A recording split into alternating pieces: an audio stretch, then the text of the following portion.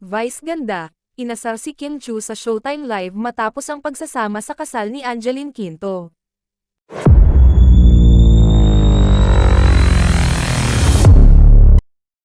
Muling inasar ng unkabogable star na si Vice ganda ang actress TV host na si Kim Chu matapos itong dumalo sa kasal ni na Angeline Quinto kahapon.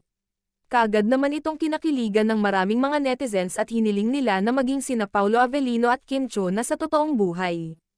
Ayon pa sa ilang mga netizens na sabay na dumating sina Paolo Avellino at Kim Chu, sabay din umanong umalis ang dalawa kaya naman marami ang nagsasabing totoong magjowa na ang galawan nilang dalawa. Hindi naman ito pinapalampas palagi ni Vice ganda dahil mayroon kaagad itong pang-aasar at tila sadya nitong ibinubuking ang estado ng dalawa.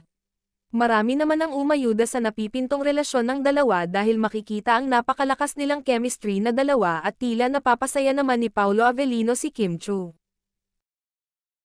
Nag-level up din ang mga kahilingan ng maraming mga netizens dahil kung noon ay hinihiling lamang nila na maging mag-boyfriend-girlfriend sina Paolo Avellino at Kim Chu ngayon ay gusto na nilang makitang ikinakasal ang dalawa.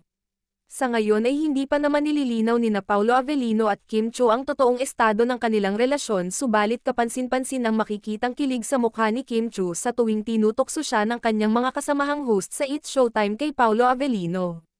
Napalitan na rin ng kasiyahan ng lungkot sa mga mata ni Kim Chu na kapansin-pansin noong napapabalita ang hiwalayan nila ni Sian Lim matapos ang mahigit 12 years nilang relasyon.